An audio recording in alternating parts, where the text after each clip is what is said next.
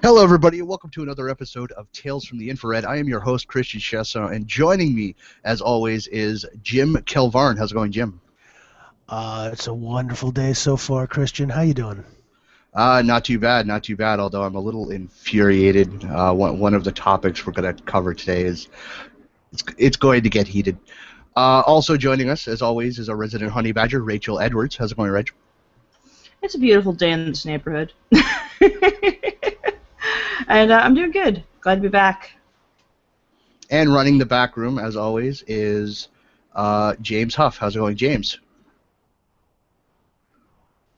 I'm doing just fine, folks. And we do have a special guest today. Dean could not make it. He is traveling abroad. But we're replacing him with a very special guest. We have the awesome cosplayer, Anna Cherry. How's it going, Anna? Doing good. So Dean couldn't make it, and instead you get me. Yes. Good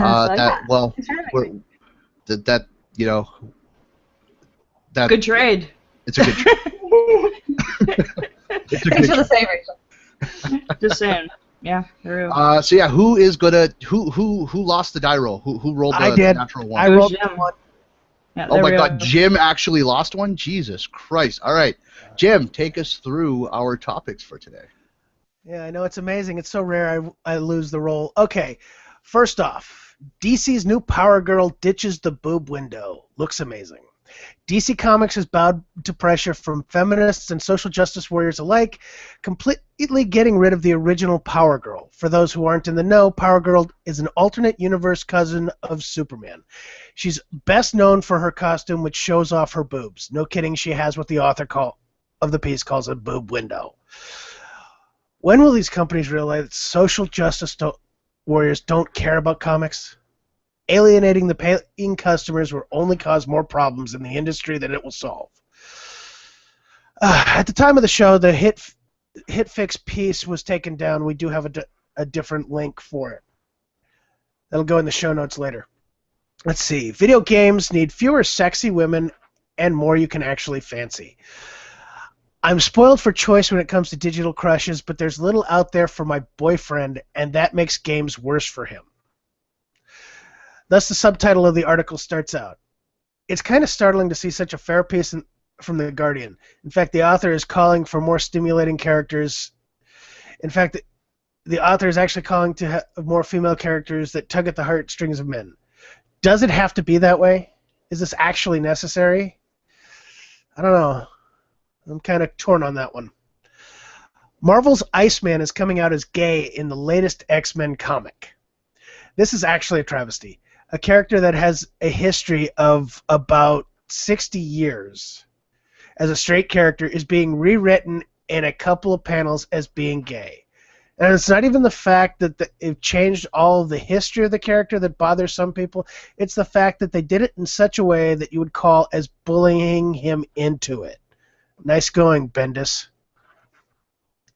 Mortal Kombat series introduces first gay character Kung Jin. Why is this even news? At no point in the series has the sexuality of any character in the Mortal Kombat universe ever been an issue, nor has it ever been brought up. So why is it so important that they have a gay character? I'll say that I do like how it's not the focus of the story. A good character does not rely on a gimmick to bring in popularity. They're just a good character with a good story surrounding them. Let's see. Anita Sarkeesian. Debate me and I will donate $10,000 to Feminist Frequency or a charity of your choice. Based Milo offers $10,000 to the charity of Anita Sarkeesian's choice. The only qualification, she has to debate him on the subject of video games causing sexism at E3. Having stated that, it is in doubt that Sarkeesian will ever take this chance, especially with the recent study that points to no correlation between video games and sexism. And here's our hot button topic for the week. On nerd entitlement. Lori Penny of The New Statesman says that white male nerds need to recognize that other people had traumatic upbringings too, and that it's different from structural oppression. Those of us at Tales from the Infrared and possibly across geek culture have only one thing to say to this. Pull your head out of your ass, dumbass. Yes, Jeremy Renner and Chris Evans' Black Widow comments are problematic. Our friends at the Nerdist show off how utterly ignorant they are.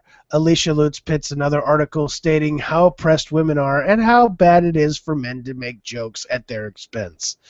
Let's TLDR this for a moment. Don't call women sluts because it might hurt women's feelings. However, the comment section shows some real bravado with several posts actually calling this stupid and that the author needs to grow up. I completely concur with the sentiments in the comment section. All this, Game of Thrones, and maybe some special surprises.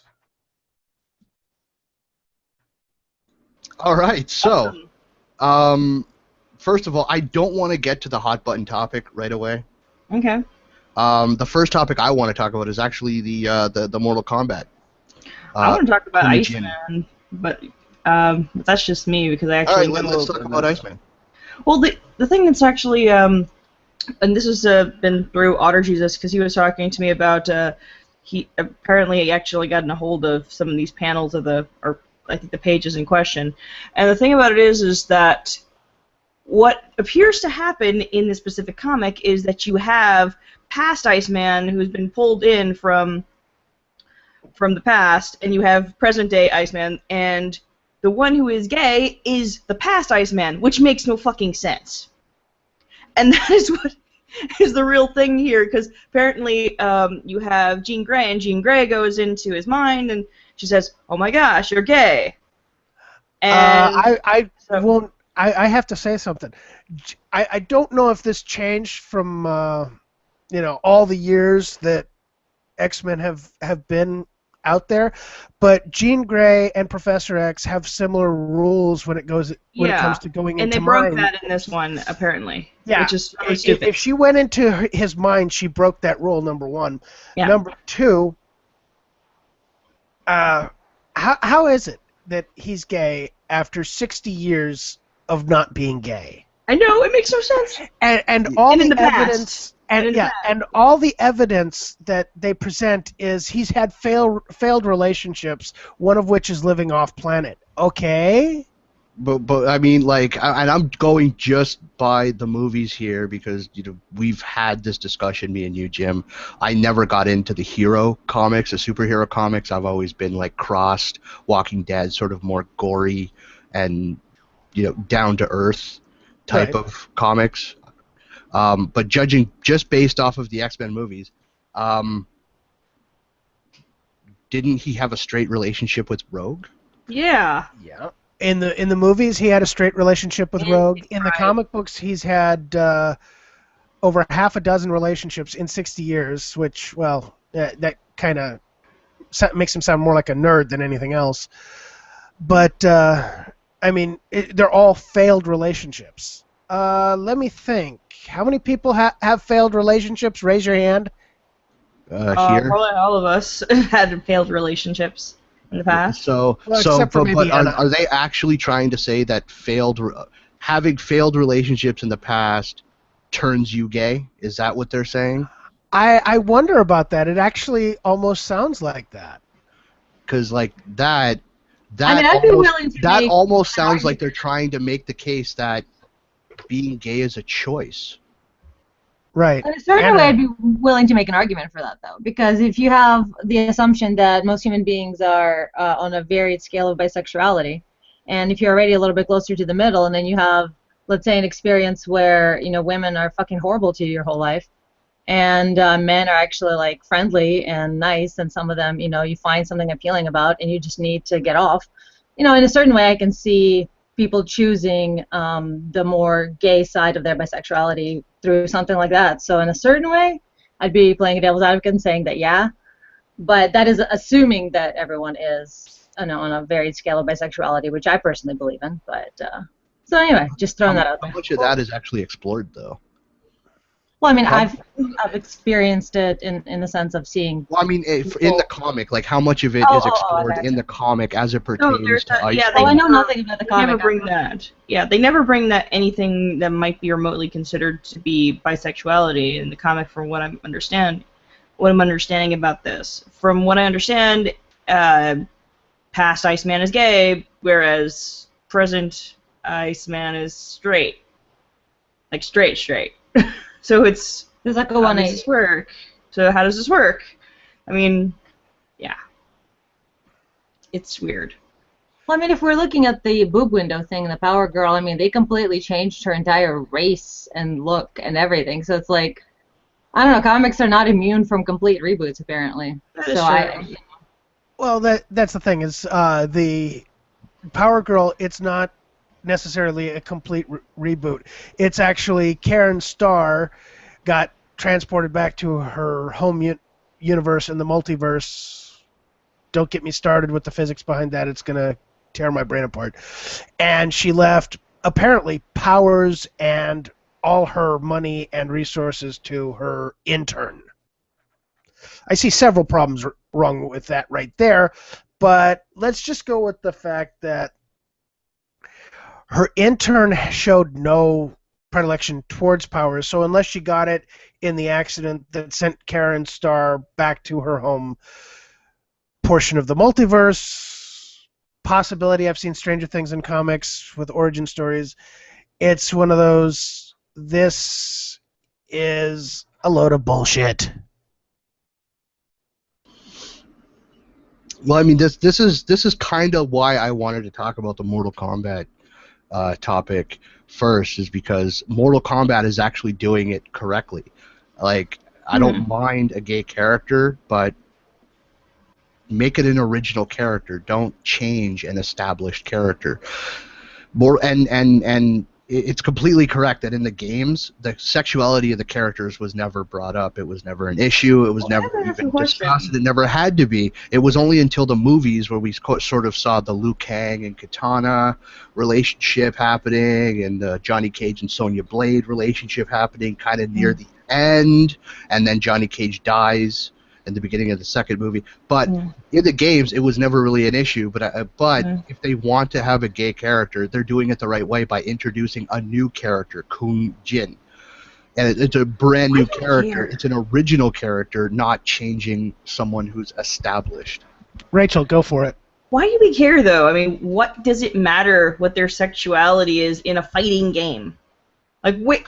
That's a good point. Why? Why do we give... I mean, I would not give a shit if we found that, like, Sub-Zero totally likes it with the guys. I have no... because it's a fucking fighting game. Rule 34. It's a fucking fighting game. Rule 34. There's already fan art where Sub-Zero and Scorpion get it on. I don't... That's I mean, a that's thing the thing. that I exists. really don't... That's the thing. I really cannot be bothered to care about things. I mean, because it's a fighting game, and who really cares as much about the backstory in a fighting game? It's like, no, you're gonna throw it to your friend, and you're gonna fight. And speaking of fighting games, they totally kicked my ass in Dead or Alive. Well, like, here's the thing, though. I mean, the last couple of games in the Mortal Kombat series have been heavily story focused.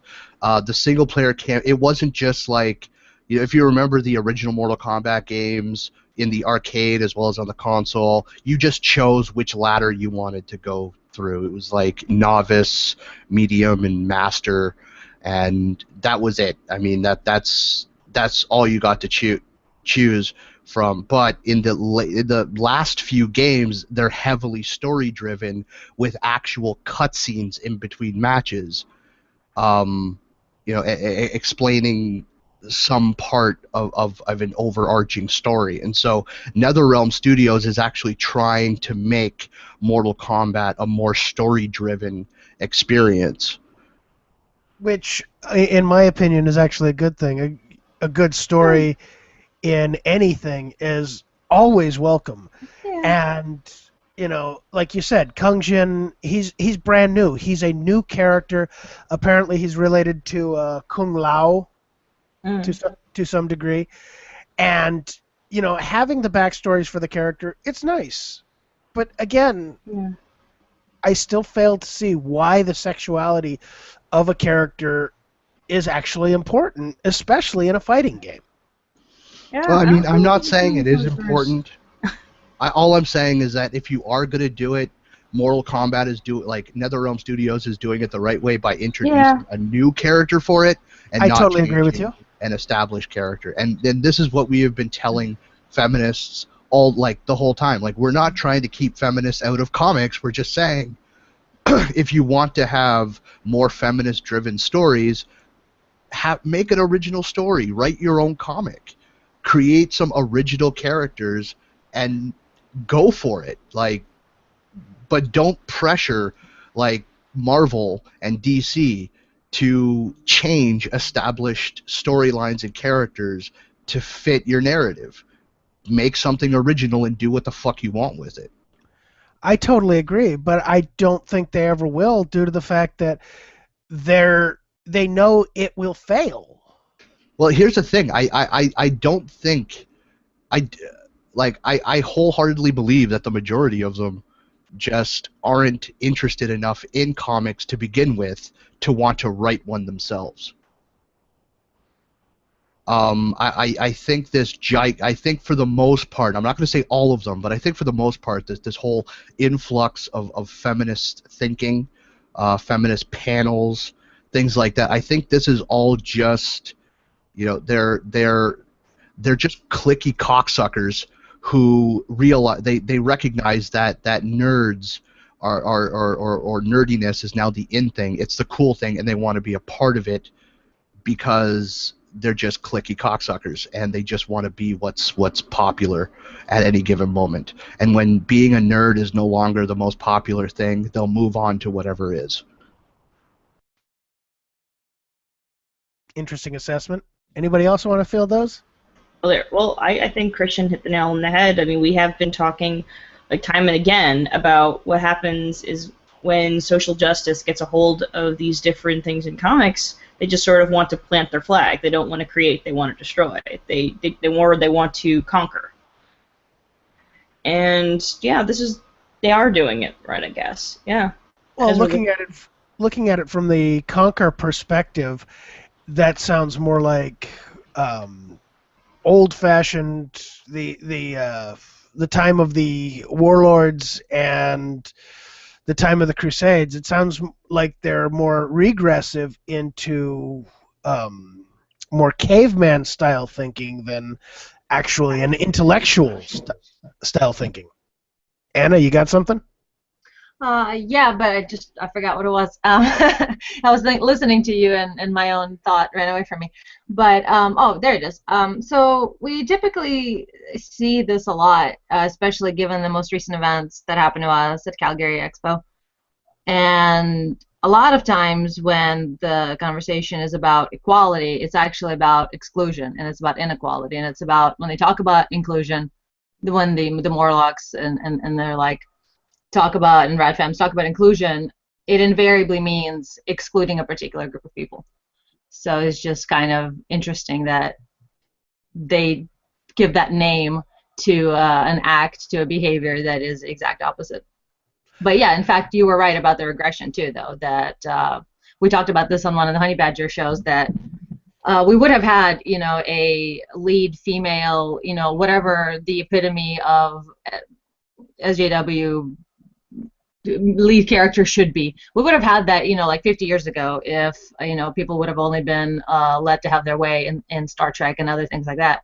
But in fact, it was the feminists and the women of the time that didn't want a female to be a lead or to boss men around, so to speak. So in fact, they were holding us back to this very much binary gender, man and woman, like very far ends of the spectrum of the sexes. And in fact, people like us, the nerds, the men's rights activists, and the like, have actually been more gender fluid and strange and kind of in the middle, a lot more than the Radfams. So it's just kind of interesting that we represent diversity and inclusion way better than they ever did. Like this. I can't do it. I can't do it. Karen does a really great impersonation. Diversity. Progressive. Progressive. I can't do it. Shit. Go on. Sorry. I think Anna hit it right on the head of the nail. It's they're not trying to include people. They're trying to exclude anybody who doesn't agree with them. I mean, and even then, you had she brought up Calgary Expo. What Allison said in the panel is straight out of second wave feminism. Which is, I mean, you can't argue with that. It is. It's No, straight out of if second wave. anything, I agree with that. That if anything were to describe me, I would still push back against the label of the feminism because I believe a word speaks. I believe in etymology very strongly, and so when we have sexism, racism, and then feminism, like the word itself, the movement itself is promoting women above everything else. So on that front, I do not agree with it, but I do agree with everything else. Second feminism, in the sense that postulated in the sense of body positivity, sex positivity. Men and women are different, yin and yang. You can work together. They have different values, different roles. Let's go with it. It's great.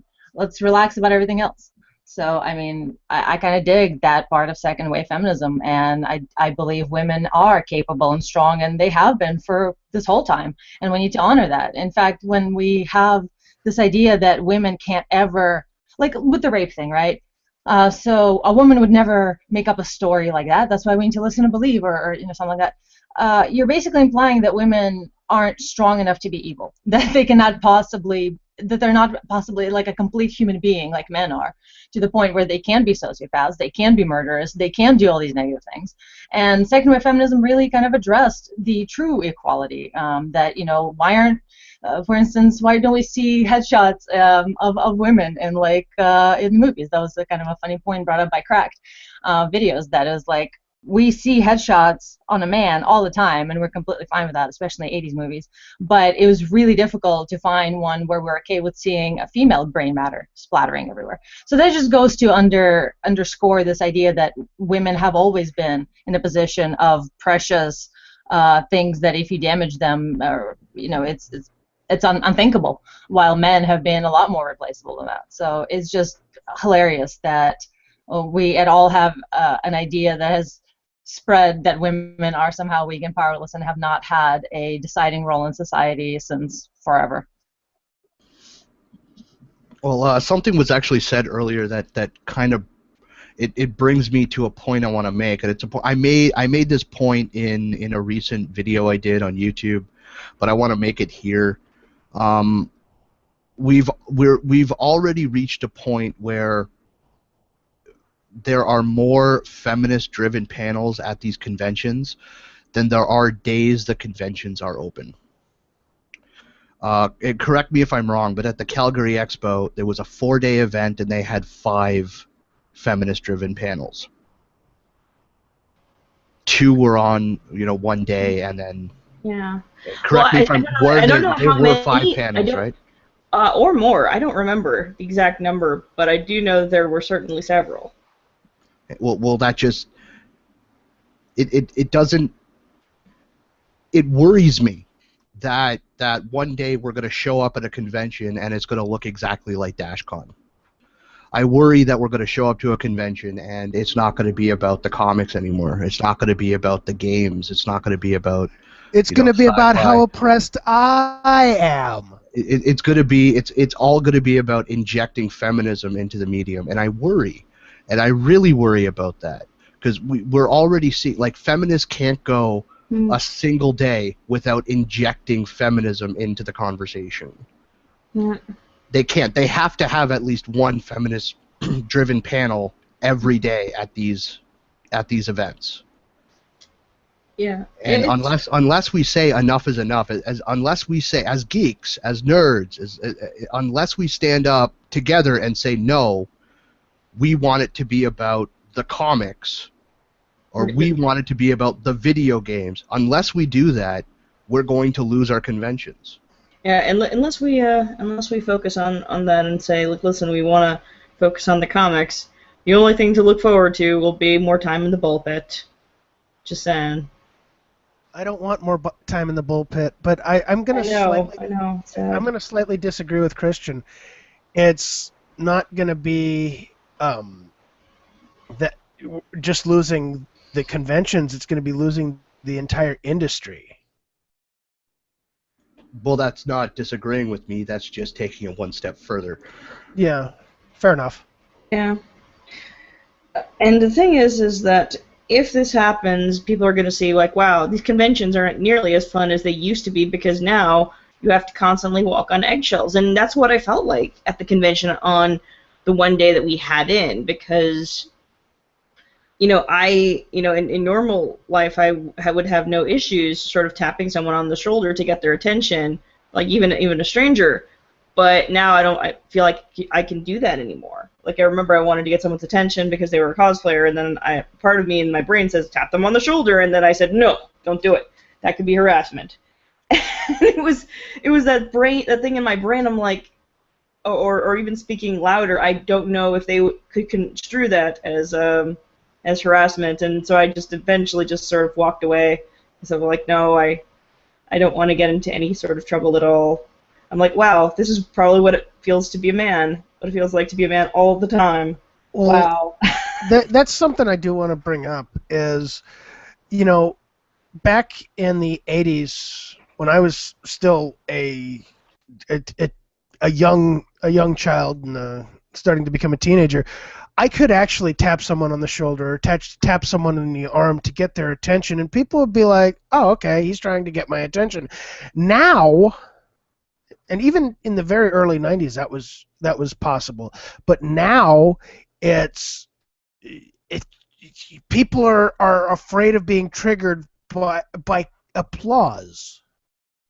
I mean, come on, how fucking crazy! At some point, you got to say, we've gone insane. We really have. Milo did a very amusing. Milo Yiannopoulos did a very amusing video on that on YouTube, where he actually suggested other things instead of jazz hands. Fingers. Sizzle fingers. Sizzle fingers, yeah. No, scissor fingers. You know what I'm saying? They're scissor fingers. Like, Well, he also did sizzle fingers, which is just like, ow, Yeah, ow, ow. Yeah, like touching The something scissor really, really ones hot. were very flamboyant. I do like scissor ones myself, personally. I do like the scissor fingers myself too. We would, Rachel, we would. Everybody gets triggered. You do the scissor fingers. Are you too triggered yet? Oh, quite. No, oh, yeah. We could totally be triggered, like right now, if we wanted. That sounds so dirty. Wow, I had no idea we were going down this road. Oh, we're always going down that road. I blame Anna. Of course. It's only right. It's my succubus wild. You can't help yourselves. Yeah, I know. So, do you think we should move on to another topic? Yes, I tap this one out. I have my. We've tapped it out. I think so. I have my personal choice, but please, since we have the guest, let her make the next choice. Well, we already talked about sort of the gay stuff, so. Kind of out of the way. Yeah, kind of got the Power Girl out of the way a little bit, but not really, sort of. But no, I am curious about this whole Black Widow being a slut. I'm curious about that. I don't really see, like, I understand on one hand, I very much have fought and do fight against sexual shaming of women, that I feel like everyone should be allowed to have as much sex as they want. And it is, coming from the South, I lived there for a while, and in certain circles, it is extremely oppressive to be a sexual person and to be wearing revealing clothing. And there's still a lot of that puritanical kind of mindset in a lot of pockets in the U.S. especially. So from that perspective, I very much appreciate the work that SluttyGirlProblems.com and I have been doing, where we basically reclaimed the word slutty back as something positive. So I feel like feminists, if they're in any way would want to actually help sex workers or in any way people who are feeling sexually shamed, and they would institute, rights and decriminalization of sex work and things like that. And they would also allow people to take back the word slut and things like that instead of going their typical route and silencing and censoring and removing and basically dictating what people are allowed to say and what they're not allowed to say. Ultimately, it's not about the word, it's about the intent. So whatever their comments are, they seem to be made in jest and joking. And you know what if Black Widow was known as a promiscuous person? I feel like we can all just relax about words a lot more and just pay attention to intent. If somebody wants to know if people are attacking them or being mean, well, look at their intent. Don't look at the exact words that they're using, because a lot of times the words in and of themselves aren't that bad. And I don't know, it feels like this whole big censorship thing all over again, and it just kind of annoys me. Well, I do want to drive one point, though, and one quick point.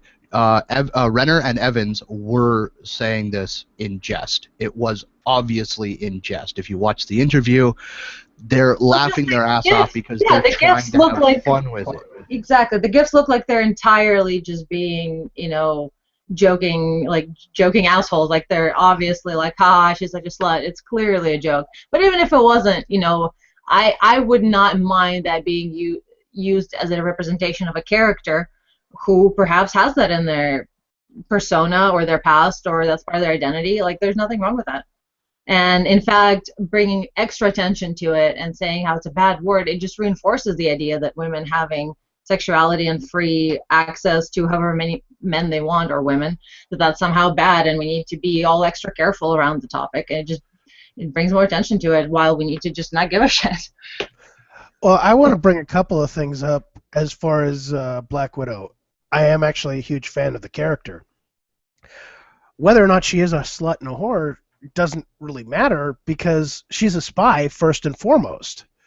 So, yeah, who's to say that she hasn't done exactly that and slept with guys she had no interest in to get information to stop some form of plot or something like that? Okay. Then there's also the fact that, okay, slut is a word. When I was growing up, there was an old saying, sticks and stones may break my bones, but words will never hurt me. I mean, come on. It's very childish to say that these words are so bad. I kind of agree with Anna in that it's more the intent. But if the intent is to hurt someone, you start realizing that those people are just shitty people. I mean, why do we have such a problem with people being called sluts? I mean, I believe Anna herself sits there and identifies as a slut at times. Am I wrong, Anna? Sorry, mute button thing. No, not at all. You're not wrong in the slightest. I, in fact, very much love the word slut. It's extremely sexually charged and powerful and liberated to me, and I find it to be awesome and a great descriptive of my attitude towards people and sex, and I think it's awesome. Well, here's another thing. I mean, she says it's very sexually charged. That makes me wonder if the word slut, for these people who think it's such a bad word, don't have such a huge problem with sex in and of themselves. Anybody else want to take that? Well, quite obvious they do. I mean, yeah. Like, here's the thing. I'm going to, like, I have said this in the past, and I'm going to say this again and again and again, and I don't think I'm really going to change my position on this unless some real evidence, is shown to me to the contrary. Slut walk is absolutely ridiculous. But at least they're the type of sex-positive feminists who aren't afraid of the word. I can at least give them that credit. Anna, take it. Well, I was going to say about some of the experiences with more repressed peoples, and it's interesting. There are a variety of ways in which repressed sexuality or just sexuality in general comes through, and if it's repressed, you can still sense that it's sexual frustration, and there's a lot of, for instance, there's a lot of evidence also about brain, like I guess the way brain structures activate in the way they work, and if you're given a task to not think about something, the brain will actually preferentially keep obsessively like firing and thinking about it. So it kind of gives a little more biological evidence to, for instance, why we see a tremendous amount of hypocrisy when it comes to homosexuality, and also, in fact, a huge rise or huge instance of homosexuality, and specifically Christian and other cultures that, particularly Christian, that have this kind of like taboo around it specifically. So that same goes for sexuality in general. The thing that your religion or whatever tells you not to think about and not to do, the more you focus on not thinking about the elephant, you will think about it. So there's that on one hand, and on the other hand, they still have their mores and the ideology of the religion, which is you're supposed to dislike people and find them evil if they have a skirt that's shorter than a certain amount, or if they show their legs or espouse certain ideas. And so what I've seen is religious people who are extremely repressed about their sexuality, they would see someone who they find attractive and who excites them and elicits sexual thoughts in them, and they would go, "Slut! Look at that fucking whore! That slut!" So it's like becomes this Tourette's of calling them names because of their own inability to deal with sexual urges and sexual feelings. So in that sense, I feel like it's a sexually charged word, regardless of what if they're repressed or not repressed. And I feel like women and rat femmes, etc., they certainly do not have issues with sexuality in a certain way. And that phrase that everything in the world is about sex except shit. Hold on. Everything in the world is about sex except sex. Sex is about power. There we go. And in that sense, there are a tremendous amount of sex toys symposiums and like lesbian and transgender people being with rad feminists and them together having sexual relations and like queer porn and just in general in life.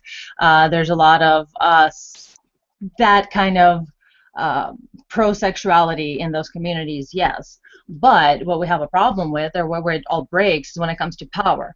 And what I mean by that is there's this idea that I have of the pussy economy, which is women who freely give, and women who are sexual and sluts and who freely give sex to men are very much punished by the rest of women, because that kind of makes sex available, and so then women would actually have to compete with each other on personality levels and other levels. If men could just be like, well, if you're not holding sex hostage from me, then I can just get it elsewhere. Then what am I doing with why am I spending time on you if you're an abusive person, for instance? And so there's a lot of these power dynamics, and so I feel like the whole feminism thing, especially rat femmes, it's a power struggle against men. It's a power struggle against a lot of things, and so they're okay with sexuality when it comes to using toys or doing things with each other, doing things with non-binary gender people or whatever the fuck they're into. But when it comes to submitting to a man in a traditional, sexual role that more feminine women or like super sexual submissive women feel, that's where they have a problem with it, because once again it's a power thing and they refuse to give power away. The whole idea behind the rat femme movement is to gather as much power socially and otherwise as they possibly can. So I don't think they have a problem with sexuality. I think they have a problem with control and letting go.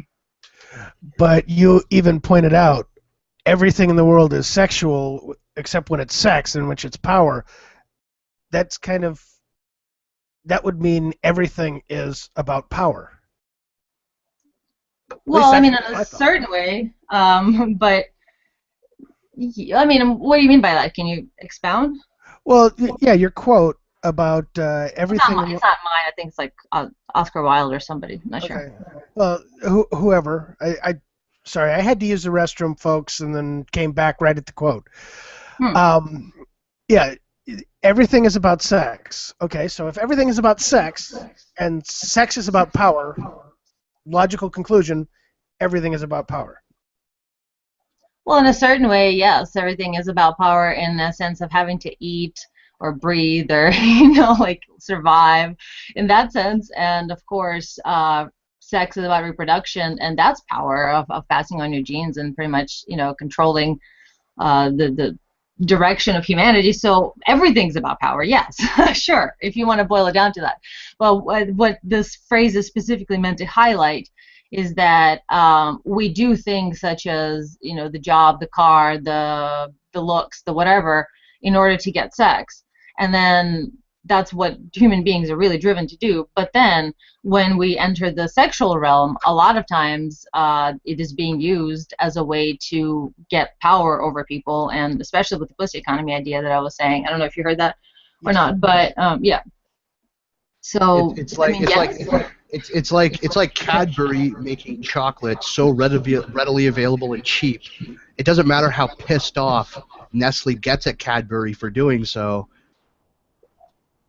That the free market will decide whether that's a good thing or not. Yeah. If I get what you're actually trying to say. If I'm wrong, feel free to correct me. Well, it's more like it's something that goes back to actually a book really brilliantly highlighted it. It's Dario, I'm not sure how to pronounce it. Dario Mastropietti's book, Macaquean Intelligence, how humans and macaques have taken over the world or something like that. And it's actually fascinating book.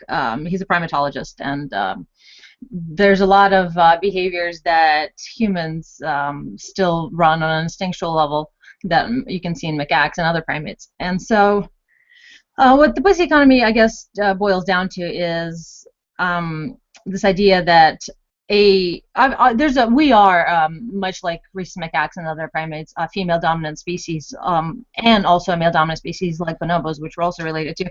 It just kind of flips, and it depends on the society and the culture. But a lot of times, it's mainly a female-dominated society. So you have a hierarchy of women, so from the grandmother to the mother, et cetera, and they're revered, and they're considered the greatest thing ever, like the cult of the mommy, and got to respect your mother no matter what, no matter what, no matter how abusive or horrible, or it doesn't matter, just all this like divine status to women that is given in a lot of Western cultures, and Russian culture, babushka is like untouchable. There's like a thing about it. And so we have these women who basically, in my experience, are the slut shamers, the ones that actually feminists are rebelling against this patriarchy that is preventing them from being sexual and calling them sluts, and that's bullshit. That's absolute bullshit. It is always women, middle-aged and older women, that engage in slut shaming and clothes shaming and cutting off of hair, and just in general making women be as unappealing and fucked up as possible. So in that sense, you have a society which very strictly regulates sex. As in, women withhold sex, and they give it, if you buy me a bunch of shit on Valentine's Day, you get laid. And then, maybe on your birthday, if you take out the trash, you get laid. So twice a year, it's a very strictly controlled regime, much like they do with the diamonds. In fact, there's plenty of diamonds every fucking where, but because they're being tightly controlled by a group of people, by an ideology, that same happens. People think they're rare, and they're going to pay a lot for it. So men give their money, give their everything to get just a little bit of human contact or a little bit of pussy, because of this withholding of something that is freely available, and it is being withheld through ideology of slut shaming, of saying that women are virgins and that's somehow great for them to be, or that you lose something and become unclean if you're not a virgin any longer. Just all these ideas that are meant to oppress the freedom and the free giving of sex, and that's the pussy economy that I talk about. Yay, sluts! Yeah, exactly. Pretty much. Hooray! Wow. Hey, I don't know how to follow that. I mean, seriously. Neither do I. She's speechless. I need to write a book about nerd entitlement, I guess. Do you really want to talk about nerd entitlement? Oh God, yeah, I guess so. Because that's really stupid. It's like the dumbest thing I think No, anyone. it infuriates me. I'm unfamiliar with it, so you guys will have to catch me up on it. Oh Well, God. Lori Penny over at the New Statesman wrote up an article about white male nerds and how white male nerds need to and this is right off of this is the first line in the article. White male nerds need to recognize that other people had traumatic upbringings too, and that's different from structural oppression. And So this basically, this what alone, she's saying that what? I don't understand. She's saying that people have suffered traumatic upbringings because of like their family situation or country situation, like wars and floods and all that, and that's different from them being oppressed as minorities, and somehow white male nerds don't realize that. I mean, talk about the no, group that's hated on. what she's saying is that white male nerds, okay, have to recognize that other people have had traumatic upbringing as well, and that our traumatic upbringing is different from structural oppression, and I take issue with this. Oh God. Well, what about the people Well, who are nerds who are also I take minorities issue and, with and this. poor and going through all these other things, you know? Yeah, well, I but don't say that's she's talking all that different specifically from about us. white male nerds, though. White male nerd, because the first three words are white male nerds. Like they First Exactly. three can't be words So, are poor white. or suffer so or that's the anything point. like that. But I That's take the point. issue Like, with this specifically because, okay, and I'm not an old guy, I'm 29, but I'm old enough to have grown up at a time where being a nerd was not the cool thing. And I'm happy that that nerdiness now, it's cool and it's widely accepted. But when I was growing up, when I was in school, it wasn't widely accepted. It wasn't cool. In fact, it was heavily shunned. So much so that I was bullied and abused every single day. I didn't want to go to school at all. There were times, like there were literally times where it affected me so much that I was stricken with insomnia, and there was actually one time where I went almost 4 months with barely any sleep at all because I forced myself to stay awake because I wanted more than 2 hours a day to myself where I didn't have to deal with that bullshit. well, that's exactly my point. That's what I was saying. That yes, we understand that people have had traumatic experiences through whatever reasons that are minorities, and also on top of that, they're minorities, so shit sucks for them. But at the same time, picking on specifically white male nerds as people who don't understand is the most ludicrous thing ever, because there's nobody picked on and hated and oppressed more than white male nerds specifically. They're getting all this privilege, which is just a bunch of bullshit for being, born white and male. How the fuck can they help that? And on the other end, but they're getting nothing but criticisms from every angle on that front. And on the other hand, being a nerd, yes, somewhat more okay now to be a nerd, because I guess we have conventions and we have like honey badgers and other things on the internet where people can get together in their nerd groups and actually be socializing in that sense, and that's why it may feel like it's okay because there are conventions and things like that. But from personal experience, I may not look like a nerd, but I'm still very much a nerd, and I act like a nerd, and I have ideas like a nerd, and nerds are still not fucking accepted at all whatsoever amongst normies, people who are neurotypical. No, they still feel weird around us. They still feel like we're something Well, else. there are still there's still a group of people let's call them alphas. Okay, my brother I call them Michael is normies. an The fucking alpha. Okay, normies. he's very much Smuggles. he's into MMA. He's very much an alpha. He he will not look at Star Trek at all. I mean, he is all about sports, Well, I MMA, mean, sports. Um, but Yeah. there are still individuals like that. But the reason why I take exception to this article is because I lived through the bullying and the abuse, and it still affects me to this day on some level. And you could say that I'm dwelling on it and I need to let it go, but isn't that just victim blaming, really, in the end?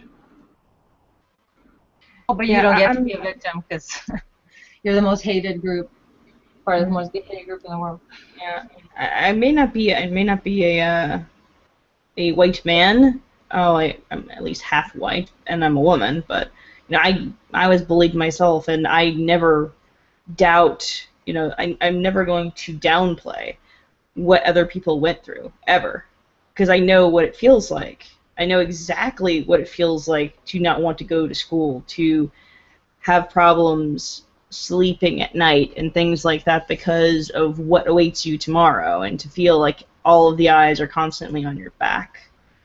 It's yeah, it's not a fun time, and yeah, All the eyes are on your back, looking for that place to slip the knife in. exactly. There we go. Yeah, everybody else has had their turn. I think I'll take mine. When I was growing up, and I was, big time nerd, big time sci-fi geek, big time comic book fan. I learned to read on comics. One of the first movies I saw, and one of my favorite of all times, is Star Wars, the original Star Wars. And that was who I was growing up. So I was one of the quintessential nerds. I didn't fit in with the nerds because I was also good at sports. I also enjoyed sports to a certain degree as well. So I didn't fit in with the nerds. I didn't fit in with the jocks. I didn't fit in anywhere. So everybody gave it to me. When I was on the sports teams, I was getting beat up in the locker rooms. When I was hanging out with the nerds, they were a lot more accepting, but at the same time, they were wary of me because I played the sports. It's tough. It's tough for everybody, but the one thing I actually realized was the nerds were far more accepting than the jocks ever were. Everybody has their preferences as to what they enjoy, and to a certain extent, I say let people enjoy what they want to enjoy. Actually, I can't even say to a certain extent. I say let people enjoy what they want to enjoy, but not so long as it sits there and fucks over other people. Well, yeah, what you're talking about, though, I absolutely relate to that nowadays. That especially me and my partner both, where we look like porn stars, and him in particular looks like POA porn star, like all out there dressed up and look awesome, and people are like, oh, they're those mean cool people. So we don't fit in with the nerds because they feel like we're of the other type, and then we don't really at all whatsoever fit in with muggles because they're like, oh, you're weird, you're talking about physics and like anime, what's wrong with you? So I absolutely understand that, not being part of either camp because of being half of one and the other, and then both just kind of exclude you. Yeah, but I think those of us who are part of both camps can sort of bridge the gap between the two and say, hey, look, we all have things we don't like. We can understand each other, at least on that level. Can we at least kind of start working towards something, come together, and maybe make things better for everybody involved? That's my thought. I mean, like, it's just the reality of it is, though, life is not like the movie Revenge of the Nerds. Although Revenge of the Nerds was a good movie series, because there were multiple. But life isn't like that. Real life isn't, a feel-good story where eventually the underdog gets to be on top. That's not how life works. But something I specifically take exception to from this article is the second part of her opener, which is that it's different from structural oppression. And I take exception to that because when I was growing up, from the time the school year started to the time it ended, it was open season on me and those like me. Like, we were hunted down just because we were nerds. Well, that makes me ask this very important question. How is that not structural? That's my point. How is that not structural? How is it not structural when, even when I tried to go to the school staff, the teachers, the principal, even when I tried going to them, nothing was done at all. None of the other kids that put me through that were ever disciplined in any way. And eventually my own father told me that I would have to stick up for myself and I would have to defend myself. And when I did, I'm the one that got in shit. I'm the one that got suspended. It got to the point where it was so bad, I would literally show up to school on a Monday, get suspended until the Friday. And that was every week. Just because I was defending myself. Yeah, and I think that's something a lot of people need to realize. How is that not structural when these bullies that bullied me were taught? They were taught that it's okay for them to bully me, but if I do anything about it, I'm gone. Yeah, exactly. Yeah, and I think that's something a lot of people need to understand is that's what it's like for geeks. That's what it's like for nerds. Yeah. When we stand up for ourselves, we get fucked over. It's literally, this is the way it is for those of us who live in this point, is that no matter what you do, you're fucked. Yeah, it's how anyone could call this privilege is beyond me. I really don't know how anyone could even consider this the least bit a privileged position where you're afraid to do regular stuff, where you're afraid to be who you are, where you go so far as to maybe even try and construct a different personality when you switch schools, so that maybe for a moment someone might think you're normal. And that's what I essentially had to do. Grade 1 through 8, and here in Canada, we do have sort of schools where it's 1 through 6, and then junior high is 7 and 8. But the Catholic school I went to was kindergarten through grade 8. When I was finished with that school, everybody else all the people that like bullied me went to St. Mary's, which is the Catholic high school. I switched to the public school system, and I tried to come up with, like, that whole summer, transitioning from elementary school to high school, I constructed a persona for myself, so that and there was only one person in high school I had ever told that I was a nerd. His name was Kaylee. We called him Jester. Awesome fucking guy, because he was the hippie type, and I'm not talking like he didn't do drugs, that type of hippie guy. He was more of the accepting of all people type of hippie guy in high school. He was that accepting person, and he didn't give a shit who you were. He would hang out with you based on your interests, and everything would be cool. Yeah. He was the only person I felt comfortable talking to about, Star Trek or Star Wars or, comics. Everybody else, I had to wear this mask. Yeah. And I wasn't a cliquey person. I tried to hang out with everyone. I hung out with the girls. I hung out with the musical crowd. There was an area in the school right underneath the main stairs we called the pig pen.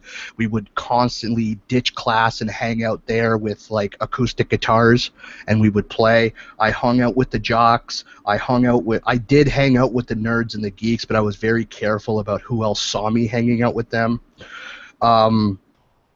But I constantly wore these masks, these false personas, to hide who I really was, because I didn't want a repeat of what happened in elementary school.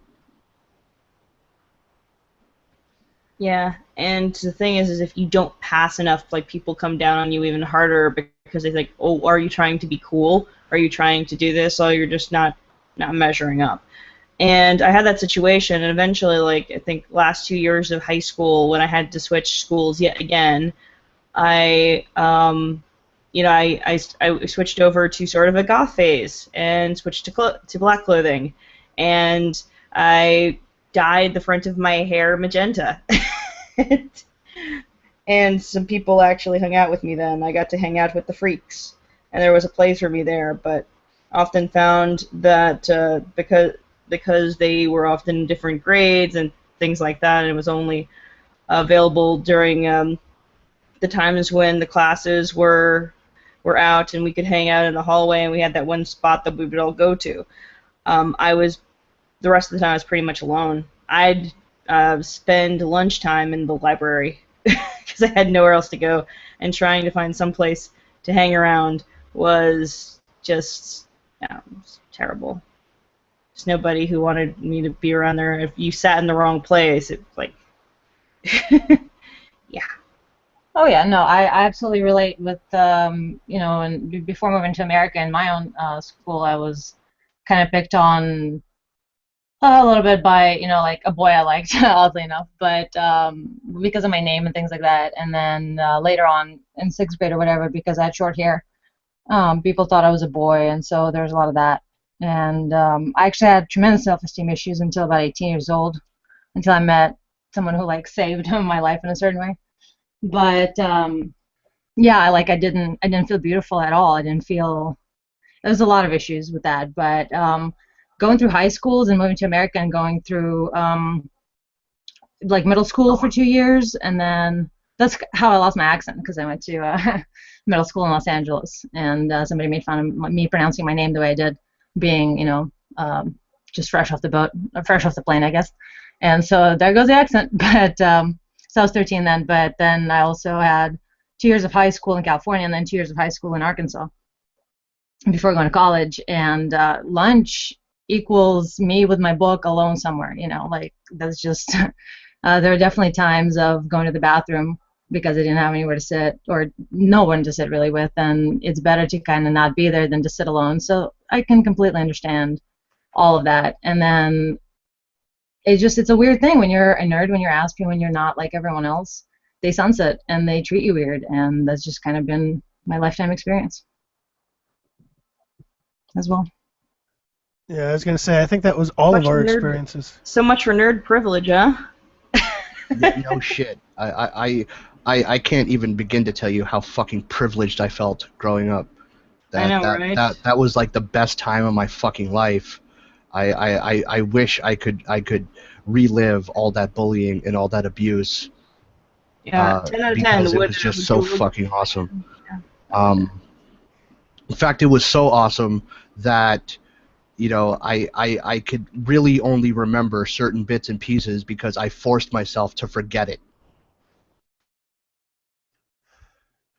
Yeah, I've got some similar things on that one. I actually tried to commit suicide a couple of times when I was back in high school because of all the bullying and all the shit I had to go through constantly. And people say pretty much the attitude being, no matter what you do, you're fucked. You do the right thing, you're fucked. You do the wrong thing, you're fucked. Seriously. At some point, you got to realize this whole nerd entitlement is bullshit. Absolutely. Well, maybe we should talk about Game of Thrones. Well, there's one more thing out of this article that I want to bring up, and it's somewhere near the end. And it goes, what can I say? This is a strange and difficult age, one of fast-paced change of misunderstandings. Nerd culture is changing, technology is changing, and our frameworks for gender and power are changing for the better. And the backlash to that change is painful as good, smart people try to rationalize their own failure to be better, to be clever, to see the other side for the human beings they are. Finding out that you're not the Rebel Alliance, you're actually part of the Empire and have been all along is painful. Discuss. Apparently, we were the Empire all along. Fuck that lady. Really. Seriously. Fuck her. Just, oh my god. Really. Tell us how you really feel, Rachel. Who knew that nerds were all horrible, evil, force-wielding motherfuckers that have been holding society, you know, in control? I know, right? You know, in government and everything else. I mean, that's why all these jokes and making fun of the way nerds look. I mean, that's just part of the thing. We get off on that. We were totally happy. There's a with word. the whole thing. There's a word for this article. It's called projection. Yep, pretty much. Sargon's law strikes again. Oh, jeez. They just Projection, don't it's fucking not understand just what they're doing. projection. It's not just the room in the back of the theater. Yeah, they just don't understand what they're doing.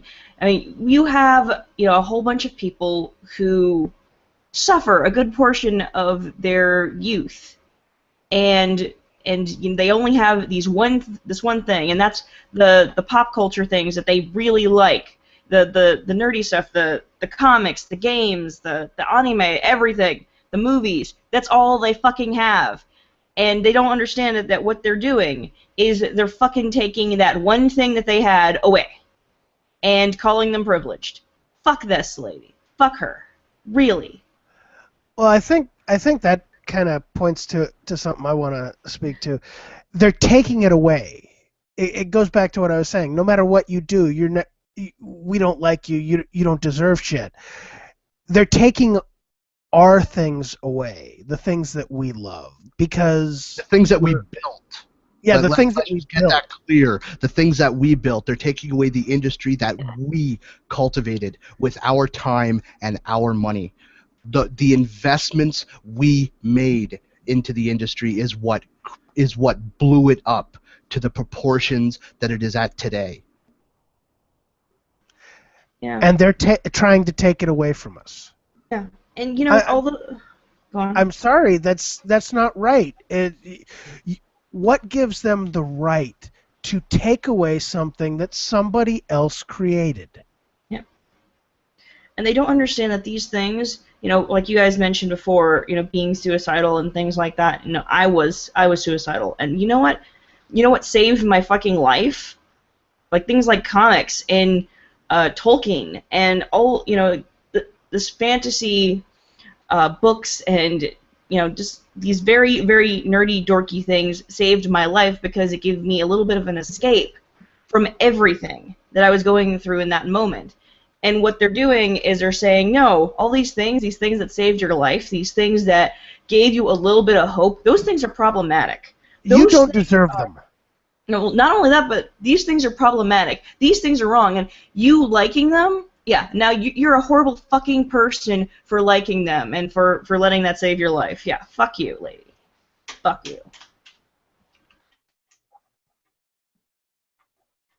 Yeah, sorry, just a little bit of it.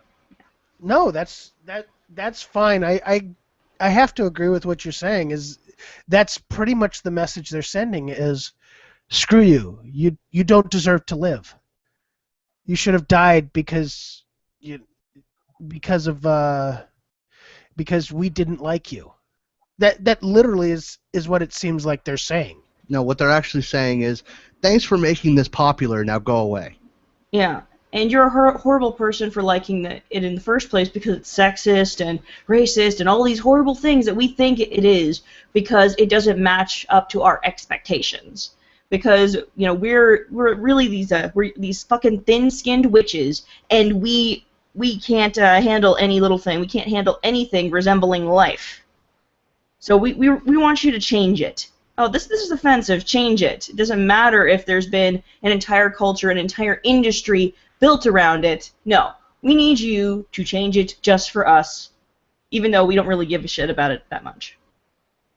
Ugh, this fucking woman. I'm nerd raging a little bit. Yeah. I'm trying not to nerd rage. Yeah, just Rachel smash. Just yeah. Maybe we should change your picture from that to the Hulk. Yes. Yeah. Yeah. Just get a little bit. Yeah. Right. Yeah, I think it touches a nerve on all of us, and I've learned to control my nerd rage a little bit, but it still pisses me off because honestly, what I said is almost exactly how it seems like they're putting it is, screw you, you don't deserve this. We're gonna take it away from you. We don't care about you. We're gonna say we do, but we're gonna sit there and take everything you love away from you. Take all the things that have gotten you to this point, all the things that you love, all the things that you enjoy, all the things that could have at some point saved your life, and take it away from you. Once again, I've got to stand up and say no.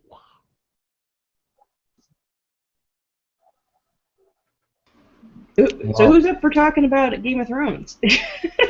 Well, I don't know how much Game of Thrones I'll be allowed to talk about because Well, yeah, how technically far we're only in I spoiled myself for all of next month by watching the. Yeah. Me too. Me too. I already So skipped ahead. good. I forgive him everything. Like, the Hugo situation where actually the interesting thing about that is he has sour grapes about Hugos in general because there it came out that he actually wrote this nasty thing about J.K. Rowling winning Hugos over Harry Potter over him. So the fact that he weighed in on the recent Hugo thing, that's just his Hugo issue. As seeing the recent episodes of Game of Thrones, he has brought such dimensions to male and female characters in both the evil and the good spectrum, and had such complex relationships, and things happen, and things finally turned for the better, it seems. I'm so happy. Yeah. Very happy. In that moment when like Melisandre was trying to get all up on Jon Snow, I was like, no. I'm like, oh please fucking resist her, and Jon Snow's like, fuck you, lady. Fuck you, red woman. Spoilers. I cannot. Well, no, I don't think. I think that's like we're already caught up. Well, no, here's the thing, though. I mean, that alone, like, I fear for Jon Snow just because. He's so good. No, just like he resisted the Red Woman. Yeah. What is she gonna do in retaliation? Because Exactly. that has to be, a hit to her ego. Mm-hmm. I don't think she cares about that, to be honest. Something Really? about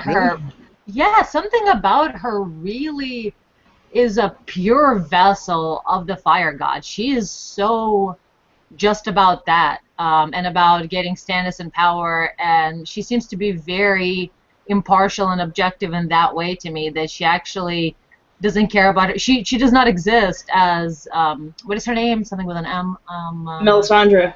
Melisandre, yeah, she doesn't exist as Melisandre. She's the Red Woman, which is a vessel of the god.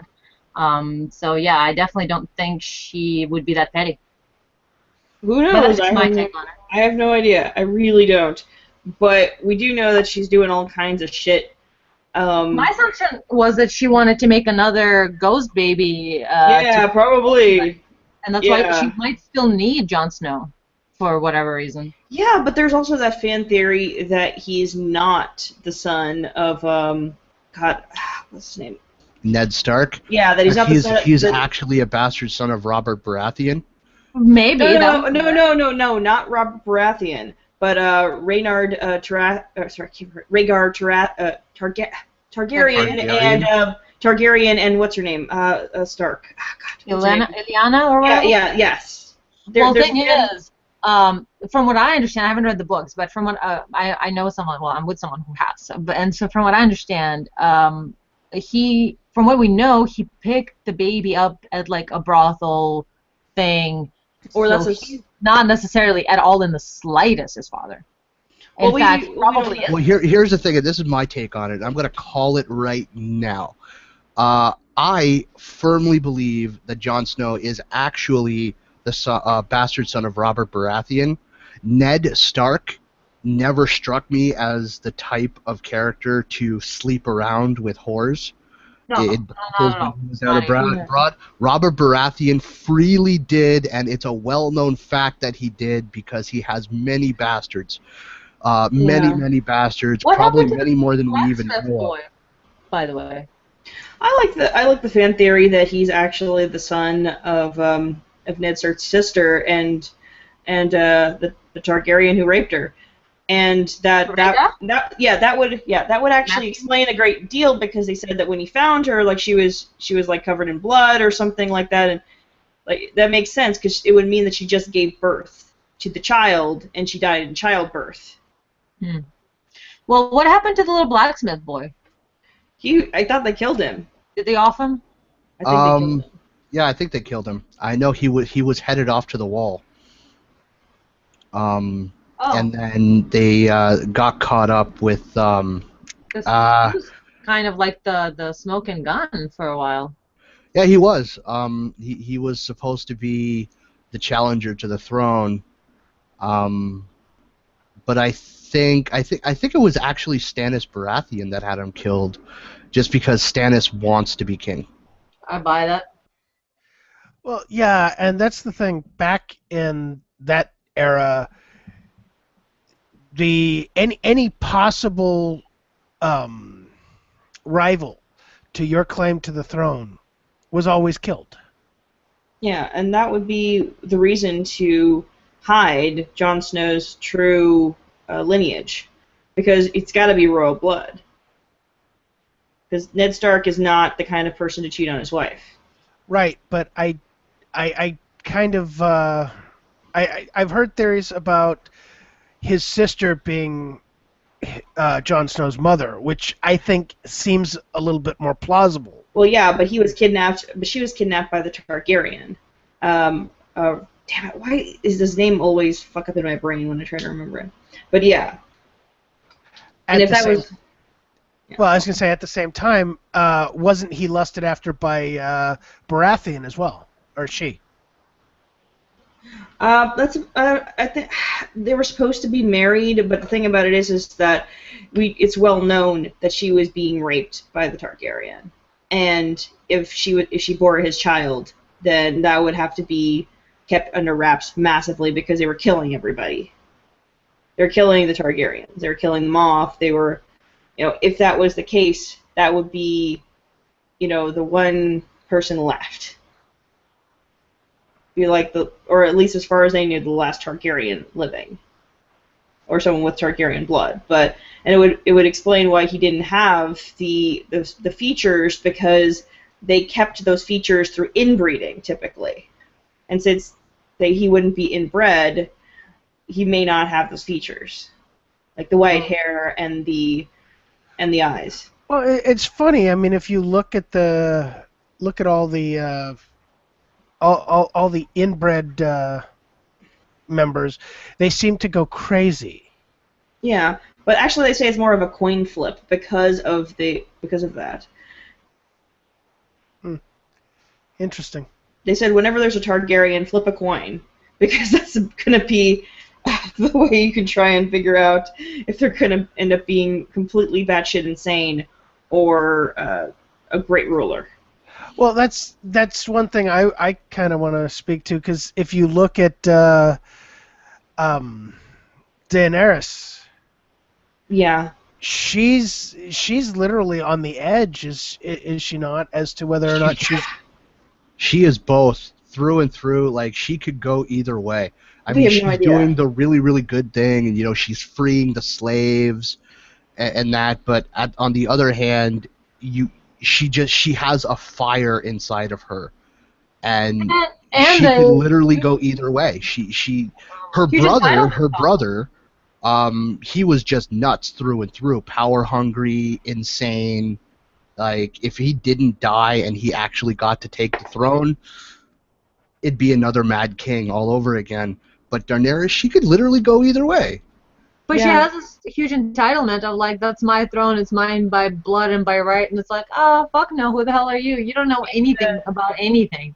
Yeah, she really knows nothing. She knows even less than Jon Snow in some situations, and I'm gonna say it because of this.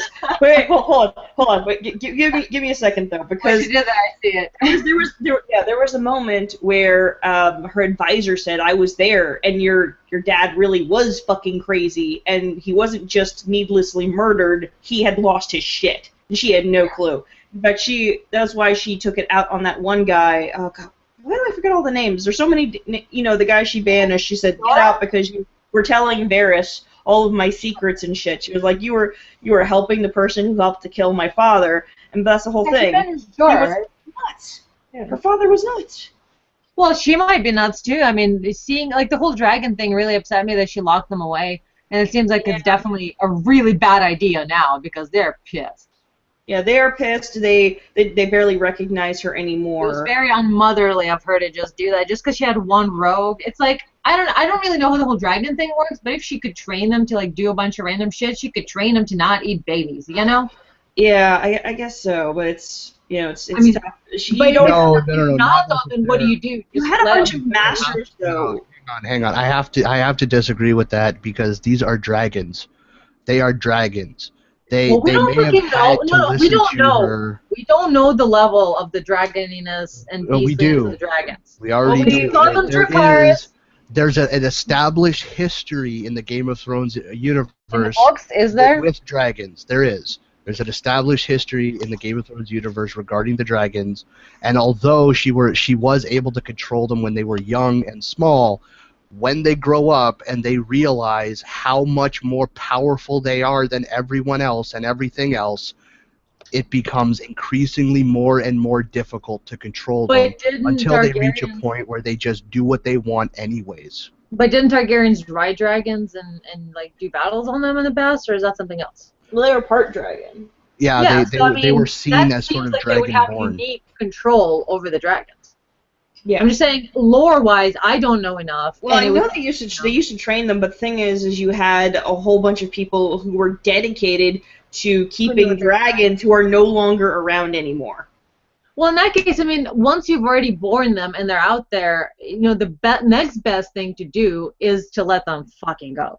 You don't imprison them and hide them somewhere and basically turn them into tortured, horrible, you know, pit bull-like dragons by doing that, because once you've already born them and you realize you can't control them, you have two options: let them the fuck go and let the chips fall where they may, or That I'll continue agree with. torturing them. That I will agree with, because at this point, locking them away, she's lost them. Like, there is no possible. There is no potential there. She has broken for the her to trust. regain. Yeah, that's you know, and that's the whole thing. That's why the dragons listen to the Targaryens in the history of the universe, is because there was a trust there. The Targaryens never put them on leashes like that. Yeah, they didn't betray them. But they knew how to train the dragons. They knew how to handle the dragons. She doesn't. I Right. mean, these dragons are the first dragons she's ever seen in her life. That anyone She- even has seen in a long time, so there wouldn't Yes. even be passed down tricks or anything. Yeah, exactly. It was just basically flying by the seat of her dress.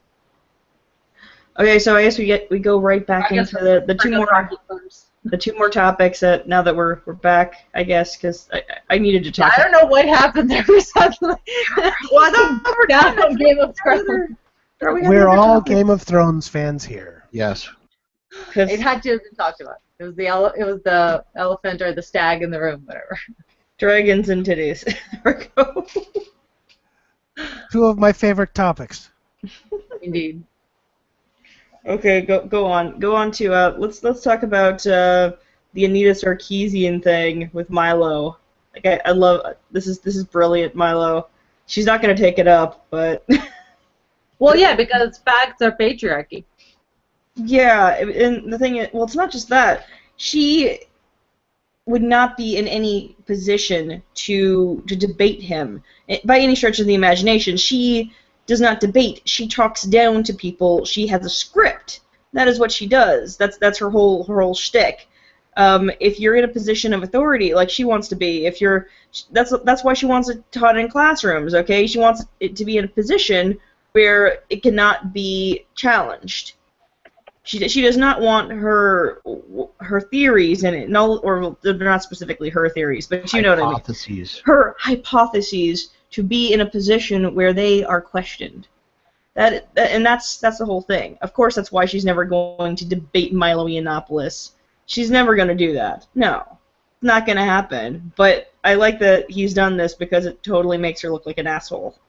Like, if you have strength of conviction, if you can handle yourself in a debate, then you can prove yourself, and you can get this. You can donate this $10,000 to the charity of your choosing.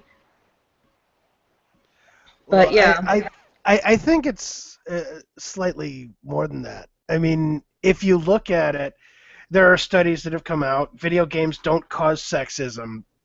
There's actually more proof to the contrary of what she says than there is to what she's actually saying.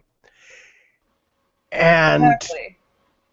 it's a nice little touch. It's a nice little chess move of the ball's in your court. Check. what are you going to do now? She's going to ignore it. She's going to pretend like the debate challenge never happened. Well, I don't think she's going to pretend. I think she's just going to completely ignore it. And what does that? I mean, honestly, what does that show? Most people, most reasonable people, as far as I know, or intellectuals, whatever you want to call people, you know, they're going to look at it like, okay, this person isn't willing to defend their ideas. This person, you know, I mean, this other person is saying, hey, look, I will drop money in your lap to under your name, donate this amount of money for whatever charity. I mean, let's be clear here, though. The condition for that donation is that she has the debate, not whether or not she wins. Okay, that doesn't matter. Exactly, she has to. Milo is saying, if you debate me, whether it doesn't matter who wins or loses, I will give $10,000 to either you or a charity of your choice. That's the only condition. She only has to show up. Well, no, there's actually there are a couple of conditions for the debate. Yes, that's the only condition for the money, but there are a couple of conditions for the debate. Here let me there.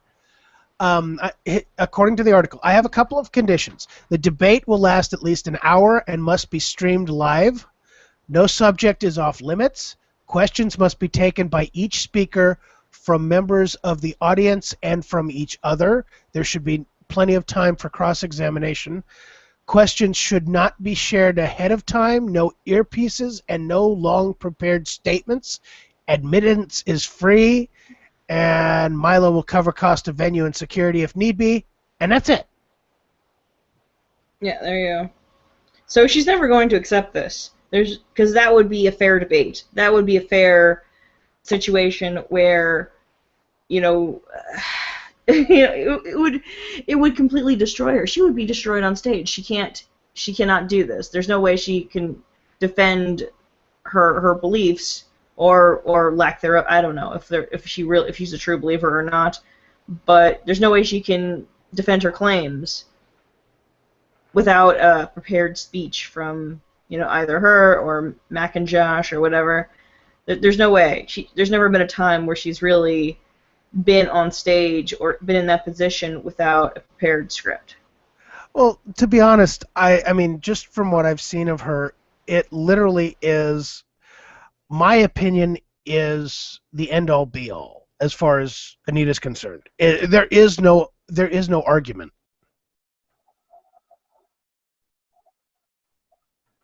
Do you guys understand what I'm saying? Yeah, absolutely. And it's not just that. I think she understands that she would not be able to debate. I think she knows that, because this is not the first offer of debate that has been made. It's the most public, but certainly people have offered before. They'll say, listen, I will leave you the fuck alone. I will not question you again as long as you debate me. As long as you come on stage and you make a good argument for why we shouldn't give you shit anymore. Well, it's not only that. I mean, I'll be honest. When Milo first published the $5,000, I'm like, yeah, awesome. And honestly, I would drop another $1,000 into that pot personally for her to actually join in on this. So that right there is $11,000.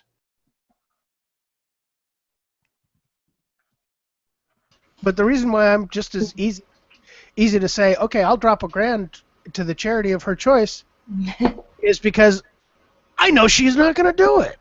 Yeah, exactly. You could bring it up to 40,000 and she wouldn't do it. I mean it. You could do that, and there's no way she would do it. You could bring it up to 500,000. She's not going to do it. I don't know. At 500,000, I think she might, just for the fact that she'll say, okay, give it to Feminist Frequency, in which case it's all lining her pocket. But Yeah, at 10, 12, 15,000, I seriously doubt it. I'm saying she knows she's gonna fall. She knows she'd fall apart. We know she'd fall apart. There's nothing. You know, I mean, Milo would fucking demolish her. Really. Is that before or after he tells her, "Silence, darling, we're talking about men here." and sweetheart or something. Yeah. Oh, that'd be beautiful. Oh, the look on her face. Oh, that'd be magnificent. Be worth the $1,000 I'd be willing to put up for it. Mm-hmm. A girl can dream, you know. Girl can dream. But yeah. So I guess we can move on to the next one, and then. Well, no, it's just been basically you and me, Rachel. I want to hear Chris's thoughts and maybe Yeah, Anna's thoughts Chris, on this. go on, Chris, Anna, wake up. Honestly, like, I'm here. my thoughts are pretty simple and short. She's not going to do it. She's not going to do it. She's going to ignore the challenge. Might even pretend like the challenge never existed. Oh, are you kidding me? No, she's going to address it and talk about how hate men are terrible to her for hating on her by doing this obvious joke thing. She's going to spin it somehow to be a fucking victim again. Are you kidding me? Well, I mean, there was this pretty funny infographic that I think I saw it on, was it on Twitter that I saw it? But it's a photo of Anita with like a blown up photoshopped head, and she was saying something like, "I could find death threats in an empty closet." Which is true. She could find death and rape threats in an empty closet. Particularly after in the case in question, both Utah State University Police in conjunction with the FBI Terror Task Force have proven that the "I'm going to shoot everyone up" threat she got during her talk at Utah was completely bogus, and she canceled the talk anyway, refused to show up. So some people would be like, well, what do you if there's no credible threat as given to you, as told to you by the FBI and this state university police, and if you make your money giving talks, why are you not giving this talk? Why are you still canceling it? Oh, wait a minute, look, all of your donations, about 90% of your donations, which is like $250,000, came in after that canceled talk. Oh, what do you know? How interesting. Just throwing that out there. Yeah. So, I mean, there's not really much to say on this topic other than, I want it to happen. I don't think it's going to happen, though. I'm finding it very difficult to believe that there's any chance of this actually happening. Especially not at E3, or live streamed, because, live stream, A, you're going to have a ton of people watching it. B, you're going to have it at E3. And C, afterwards, it's going to be saved on the internet. Yeah, it ain't happening. I totally agree with that. Yeah, I mean, why would she put herself in a position to be to look like a fucking moron? Yep, there we go. Why would and let's be honest, Milo would tear her apart intellectually. Chris, you would tear her apart intellectually. I know I would, but I mean, Milo would probably tear me apart intellectually, and so. Pocket Lint would tear her apart intellectually. Hi, Rachel. There you go. There, I'm just saying. Well, I mean, the last topic, video games need fewer sexy women and more you could actually fancy. So what's going on in this article? I mean, I've been trying to skim through it. Admittedly, I was really focused on that nerd privilege, nerd entitlement article. I didn't get to read all of the articles this week. So what's going on with this article? When I first started reading it, it literally sounded like another feminist whining about, okay, we need more female representation in games, which, if anybody's been listening to the show at all when I've been in, it's like, yeah, no. But I think on this one, it's more of, okay, we want to call on developers to make more interesting females in games, ones that guys actually want to date and actually can fall in love with. which personally I can agree with that stance. The problem I have with is my usual stance of bring it. If you want to here's see the it, thing. I disagree with you, Jim. Okay, I disagree. The one part I did get to read, and right at the beginning, apparently her boyfriend responded, "I can't really think of any. They're nearly all designed to be sexy, but they don't really have personalities." I'm good. Let me just list off a few. Can I? Just list off a few that do have incredible personalities. Looking at Half-Life 2, there is Alex Vance, the character of Alex Vance, who does have a personality, a clear personality, and it's a personality you get introduced to, and it is actually expanded, not only in Half-Life 2, but also in Episodes 1 and Episode 2. Mass Effect 3, there's a character of characters like Miranda, Tali. I can do it even faster than that. There's Cortana in Halo. There's Tomb Raider from Square Enix. There's the freaking Elizabeth from Bioshock. Even though she's just, your AI character, she has more personality, and her whole storyline revolves around her. That's freaking Borderlands has women in it every single time, not only in the main storyline, as side characters like Tannis and others, and then also in DLCs. That's 3 games in a row that have added new female characters that have clear personalities, and that's just from the shooter games. And why isn't their sexy? Go ahead. Why isn't their sexy part of their personality though? Why isn't that part of their personality? Why is the moment that a woman is sexy? Why is that suddenly oh, she's just a sex object at that point? Well, it's a thing. She's talking about women that don't have any lines, that don't have a clear personality in the way they speak. Because I can say Maya, is extremely sexy from Borderlands because she has a form-fitting outfit and all that, for instance. And yet you get an extremely clear personality from, or Nisha, any one of them. Or Cortana, she's freaking transparent, and the whole half of Halo 4 is the love story between her and freaking Master Chief. Yeah. But what I don't get though is that they're talking about female characters not having any personality, and yet one of the male characters that's on her list of crushes is Link from Legend of Zelda, and Miyamoto himself came out and said, Link is a character that is specifically designed to be an empty vessel, and the player, it's just like Gordon Freeman, the silent protagonist. In Half-Life 2, the player is supposed to easily put their own personality into the character, and many of the male characters are done specifically in that way. I mean, the only real exception would be like Leon Kennedy from Resident Evil 4.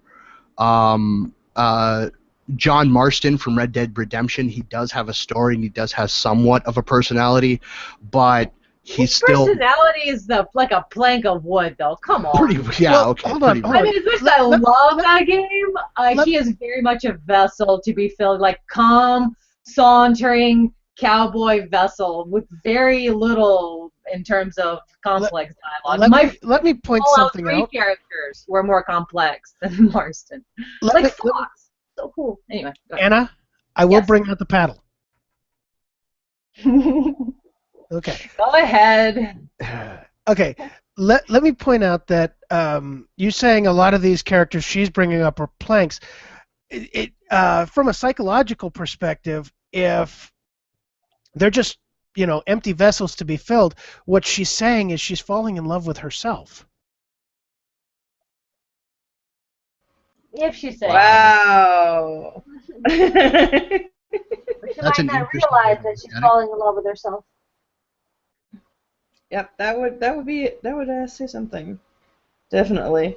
But I mean, there are plenty of female characters in games, and one of my favorite happens to be Alex Vance, and it's because not only is she a badass character that just absolutely kicks Combine ass, she doesn't have to sacrifice her femininity to do it. She's still, at her core, a very feminine personality. Is she? But she's a strong feminine personality. Maybe I haven't played in a while, but I kind of forget her femininity. The first time you meet Alex Vance in Half-Life 2,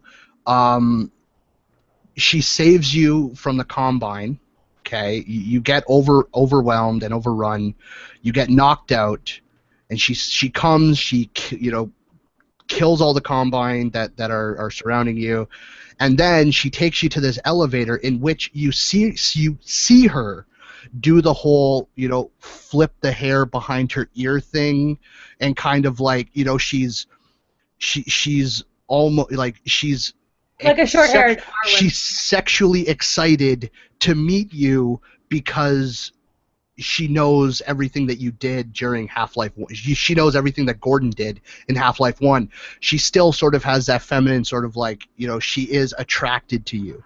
And, Well, if you want to talk about characters who kick ass without losing any shred of femininity, just look at the cast of Final Fantasy X. Lulu, Yuna, and Riku, all three of them are extremely feminine in three different ways. Yet they completely kick ass. Well, then there's also one that's mentioned, And very distinct personalities. and a personal favorite of mine, which is Bayonetta. Yeah, I was going to mention her too. Yeah, Bayonetta. She's pretty. Yeah, I mean, you're almost not allowed to even mention Bayonetta though, because Yeah. she's a sex object. you know what? Personality, though, in the way that she does everything. Everything she does has such personality. Like from Everything she does Some has. people are naturally extremely sexual. They ooze sexuality. Why the fuck are you going to discriminate against them just because somebody put that on a screen and some people actually identify with that? Fuck you. Well, here's the thing, though, and I mean, like, you could talk to Japanese women about this all day. A character like Bayonetta is actually very empowering for them because it's built into the culture that women should be proper. They're not allowed to express sexuality, and that is just part of Japanese culture. And when you ask a woman who lives in Japan what she thinks about Bayonetta, it's extremely positive because it's sexually empowering for Japanese women. Yeah. I want to point something out, and this is one of the things that kind of annoys me anytime I see it, but especially in this article, is the whole subject-object thing bullshit. Okay, first off, it falls apart when you think about one minor thing. Females can't be objects because they have the ability to think and make rational decisions and to decide. And the whole subject-object argument is further incorrect because in an interaction, it's literally saying that the object isn't human, whereas in an interaction, and as a former pickup artist, I can tell you that everything is an interaction between two people. For the most part, pickup artists will say that they're two equals. To an extent, I'll agree with that. To an extent, I won't. I'm not going to get into that for right now. But at no point is any type of discussion, any type of well, the only thing I can say is any type of interaction is it subject-object. It's an interaction between two individuals. Well, the bottom line is they're confusing objectification, which I have a video on that you can go and look and find out for yourself what exactly does that definition even mean. And they're confusing objectification, and just because it has the word object in it, with the grammatical sentence structure of object-subject relationship. So they're mixing grammar with ideology and philosophy, and it's like, no, a subject-object relationship is something that happens when you're discussing like grammar structures like possessives and things like that, and somebody acted upon somebody else, and that flips based on anything and everything. It's just a grammatical structure. It has nothing to do with actual objectification as a way of treating people. Well, here's the thing with that. You say it flips, and that's why where I think they fuck up big time is if you sit there and say subject object, it flips all the time. The minute that one person stops talking and the other one starts talking, the subject object flips then. That's what I mean by an interaction. it's a discussion. It's two people going back and forth. So even if they are correct that, which I completely disagree with, that they could be, it flips. An interaction flips it constantly. So therefore, their argument still falls apart.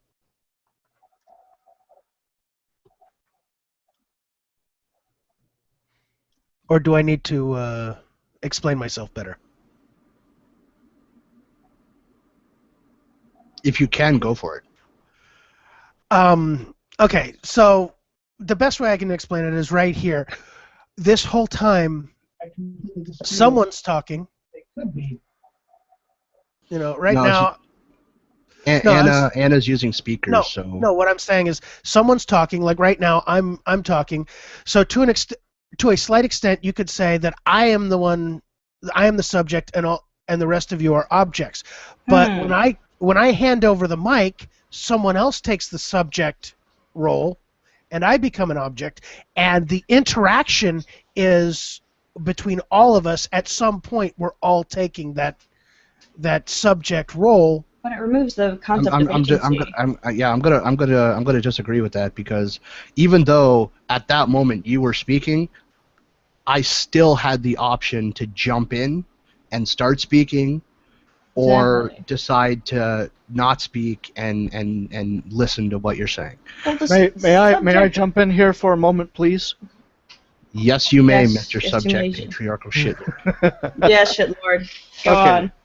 I'm going to direct your attention to the recent hoopla going on at a couple universities concerning whether or not women should be speaking first when it comes to answering questions, or asking questions, things like that. In other words, if we were to consider that whole subject-object flipping, the feminists are simply going to come back and say, well, now we need to take a look at equality of time that is spent in either one of those modes. So, go figure. Moving the goalposts to... Exactly. Yeah. So do consider that. Like I was saying, though, it sort of removes the entire concept of agency, though. You are not all capable of being acting agents within the world. Like the moment that you stop talking, apparently your agency somehow disappears and goes out the window. Well, yeah, but that's kind of what I was saying with it being an interaction, is that the whole time, even if you're listening, you're not really an object, because you have like Chris said, you have the ability to jump in, interrupt, do whatever. Exactly. You are an agent. You are somebody who is able to control yourself and interact with other people, and yeah, I think that's probably. I mean, go on. That kind of goes back to my original point, is that the subject-object dichotomy is completely destroyed just by thinking about it for a second, that it's an interaction between two individuals, or multiple individuals in this case. And it takes away the concept of those people each being in control of their own life and in control of themselves. Correct. Playing devil's advocate here. Keep in mind I'm playing devil's advocate. Okay. The next thrust would be, what about in situations where there is coercion and control? Well, that's the thing that makes those situations so incredibly terrible, because you're preventing somebody who has the capacity to control their life, and you're removing that. And here is where the patriarchy comes into play. But because at this point, what they will say is that the patriarchy keeps women within this mode of being subjects, or more prone to being subjects at any given time. So even though the idea of agency exists, we live in a very coercive and controlling society over women.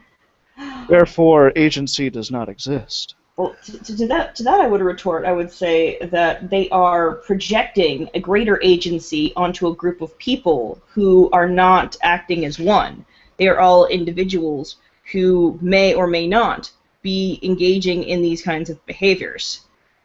And when you start projecting this kind of larger agency onto a group of people, you start getting into deification territory, where you're basically acting like a group has sort of godlike powers to come down and smite other individuals and take away their agency. Right. Isn't that almost the same thing as saying that, black people are criminals? I mean, you're projecting a sort of stereotypical behavior on an entire group based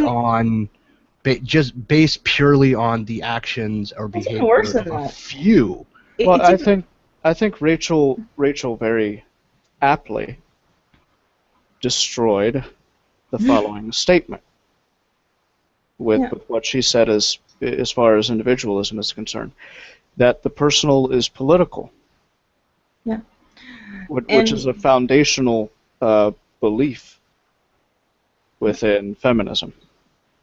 And the thing is it's worse than just portraying it onto a group, on people, like saying, like, oh, black people are going to rob your house or something. It goes into the territory where people start coming up with insane conspiracy theories about the government having greater agency than it may actually have, and because basically the government is controlled. Well, it's made up of many different individual people, and they aren't all necessarily acting as one. They all have their own thoughts and feelings, and not all of them may be engaging in corruption. And so it's kind of this idea that you start to apply malice to a group of individuals and give them, in your mind, a great deal of power, when in reality they are made up of smaller parts who aren't necessarily acting as one. But yeah.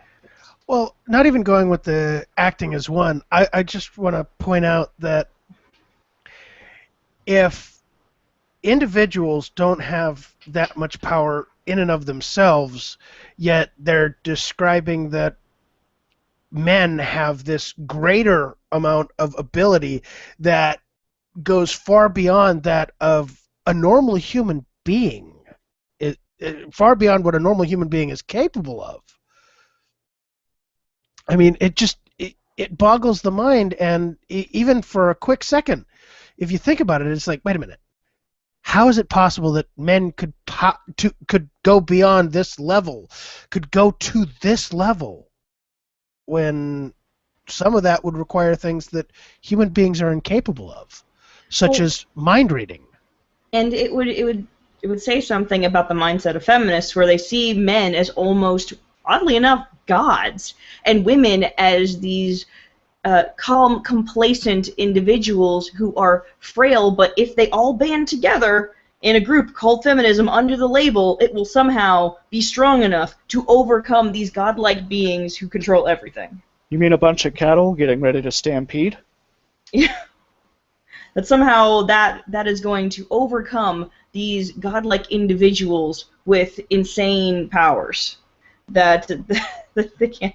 Yeah, they're using to oppress everyone. So yes. Let me bring us back to the original topic of female characters not having personality.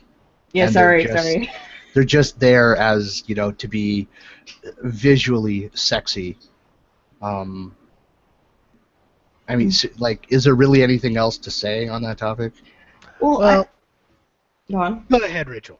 Well, I was going to say that one thing that these people continue to fuck up on every time they make an article saying, oh my gosh, these women are just sex objects, and what the thing is, they don't see what the men are seeing when they see these women, because what happens is that often if they consider them to be the kind of girl that they could fall in love with, they're not just thinking about the fact that they're attractive, they're thinking about their personality, they're thinking about the whole package, and them being attractive adds on to that larger package of everything. They're like, it's everything about them that makes them attractive. So not every man might just be attracted to these characters on a shallow level. they might be attracted to their personality, their little quirks, maybe the way that they blink their eyes or sort of, you know, toss their hair, or the way that they fight, or the way that they handle situations.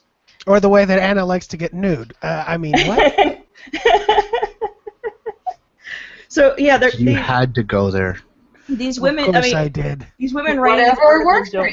you. Yeah, these women don't think about that, about the fact that some of these men might be thinking about these women as more than just their appearances, and they're just projecting a whole bunch of shit, a bunch of their the chip on their shoulder about feeling unattractive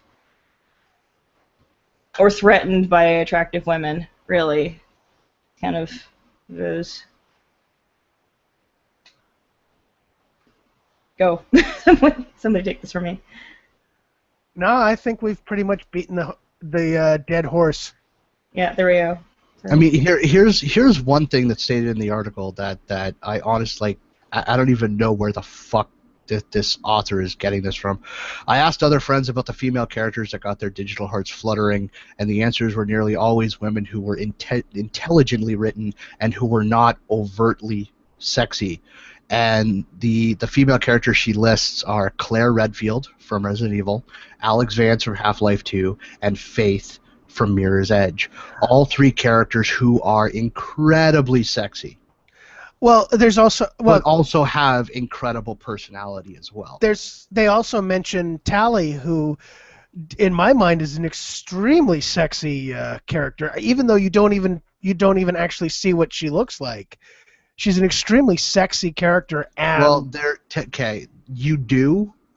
If you romance Tally as a male shepherd or female shepherd, she does eventually in Mass Effect 3 give you a photo of herself, which honestly technically it was a photo pulled off of some like photo site that they just sort of touched up to make it look more like what the fuck was Tally's race called?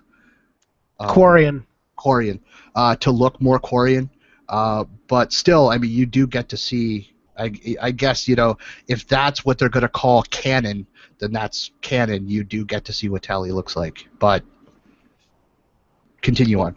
Well, fair enough, but for the most part, I mean, let's go three games. I'm not even going to really touch on that picture because that's kind of stock photo that they pulled from somewhere, but you can still see that, you know, the outline of her body and everything is very attractive for most human beings, but she also has that wonderful personality, and she's a little naive, but she grows over time and she becomes more intelligent and more risk-taking and a much more interesting and developed character over the course of the series.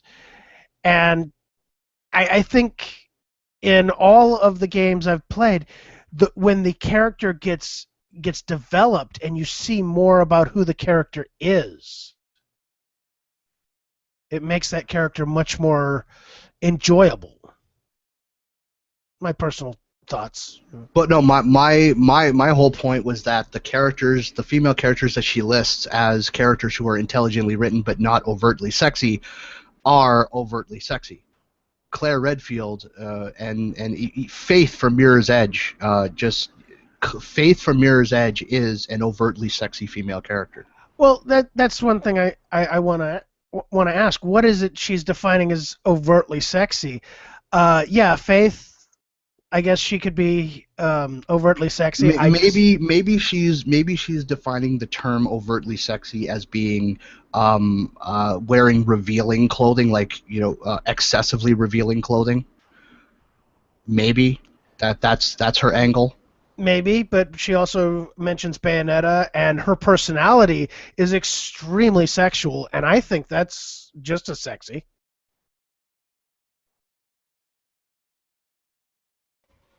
I think we're good. Yeah. I think we did it. I think we're good too. We have 2 minutes left, so this is the moment of the show where I go around the room and I ask everybody for their final thoughts on any of the topics we covered today. Being that Anna is our special guest, I'm going to start with Anna. Any final thoughts on any of the topics? Well, a little bit, I guess, towards the last topic about overt sexuality. As someone who's not excessively blessed in the bosom department, I find that a lot of times the cleavage and having big boobs, that's like, oh, that's overtly sexy. If she's got small boobs, that's fine. That's okay. No problem. That's realistic. But big boobs, oh, that's overtly sexy. So it's like, from that perspective, it's kind of interesting that a lot of times it ends up being somewhat of an oppressive thing. And anyway, there is actually, believe it or not privilege in necessarily being fit and not voluptuous as a cosplayer, etc. There's a lot of drawbacks to that too, also. So, yeah, that whole overtly sexy thing, we definitely need more redefining of that. Yeah. That's it from me.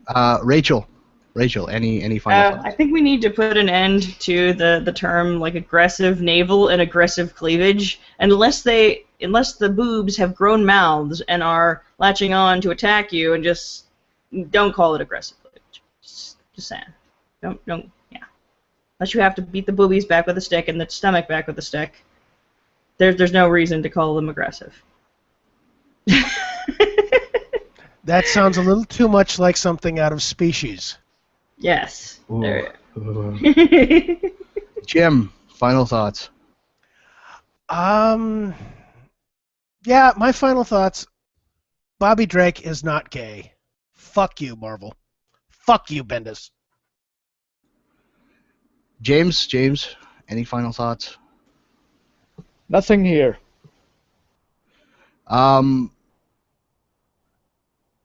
My final thoughts, I guess I want to see Milo and Anita have a debate. I don't think it's going to happen, but it would be an interesting debate, to say the least, if it does happen. And other than that, take the red pill.